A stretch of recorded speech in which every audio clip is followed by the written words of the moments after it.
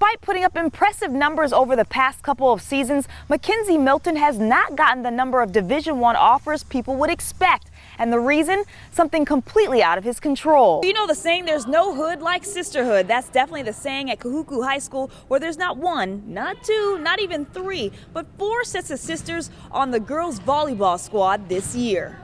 Chang hopes to become the first ever Hawaii-born player, male or female, to medal at the World Championships in her sport. With a game as big as this today, many fans said even work could not keep them away from watching this match. Training camp is officially in session for the Los Angeles Lakers, the team making their return to the Hawaiian Islands for the first time since 2007. So what's inspiring so many Buff and Blue players to go to college just 5 minutes away from where they went to high school? I went straight to the source to find out. Now, Malcolm Butler was not invited to the scouting combine last year, and he also went undrafted, serving as a reminder that it's not how you start, but how you finish.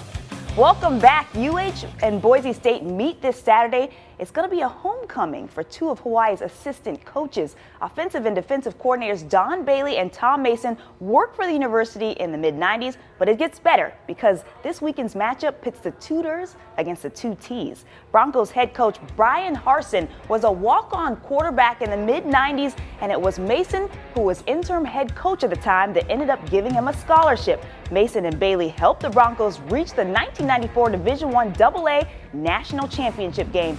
But both coaches say they'll be putting friendships aside come kickoff. And that's 4:15 Hawaii time if you are interested. Here's another local tie to the game on Saturday. Former Punahou and Boise State star Jeremy Ioane will be an honorary captain for the Broncos when they host UH.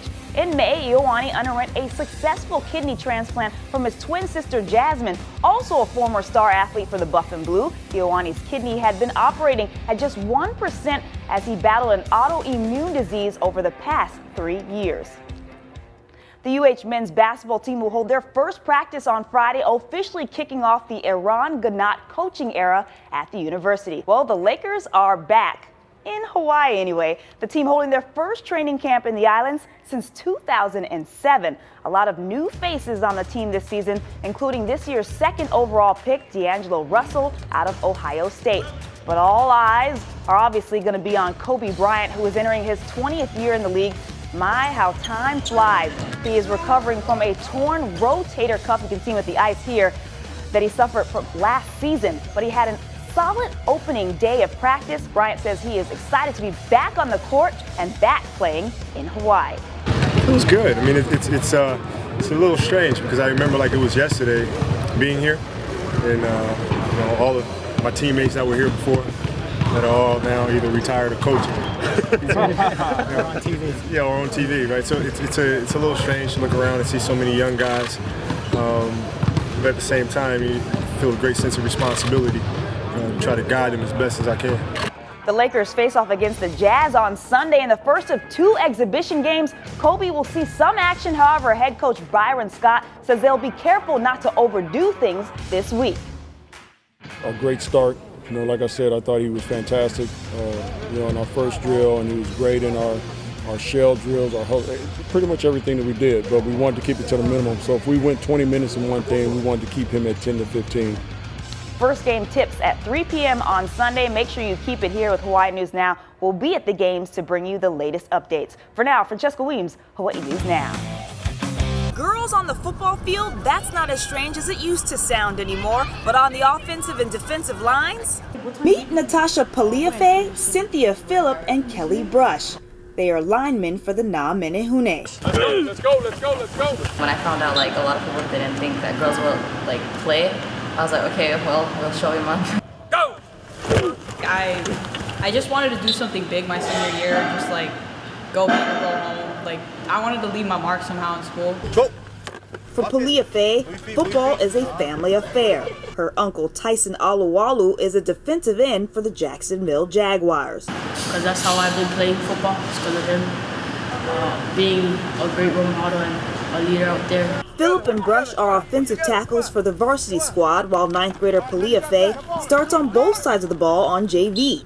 All three young women pack a powerful punch, earning the respect of their teammates. When women come in, you have that stigma like, oh, they can't hang with guys, but they've relatively surprised me. It's also no surprise that succeeding on the field leads to more success off the field. 1, 2, 3.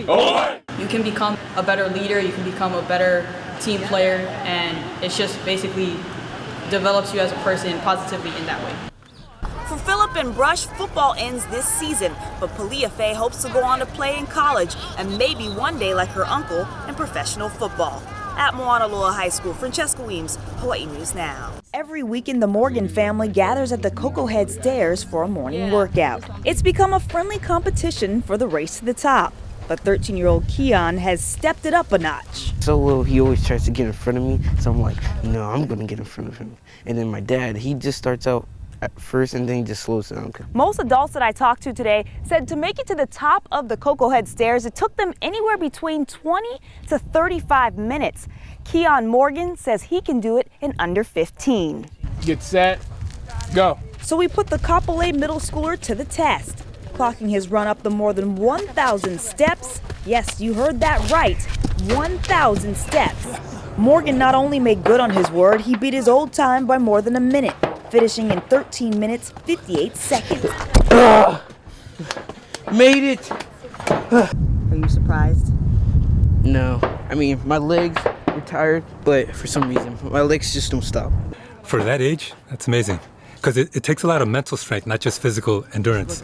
And for a kid to have that kind of mental strength, that's pretty impressive. When he does things like this and he achieves and he's first up and stuff like that, it adds to his confidence, and he wants now to become, you know, this elite performer.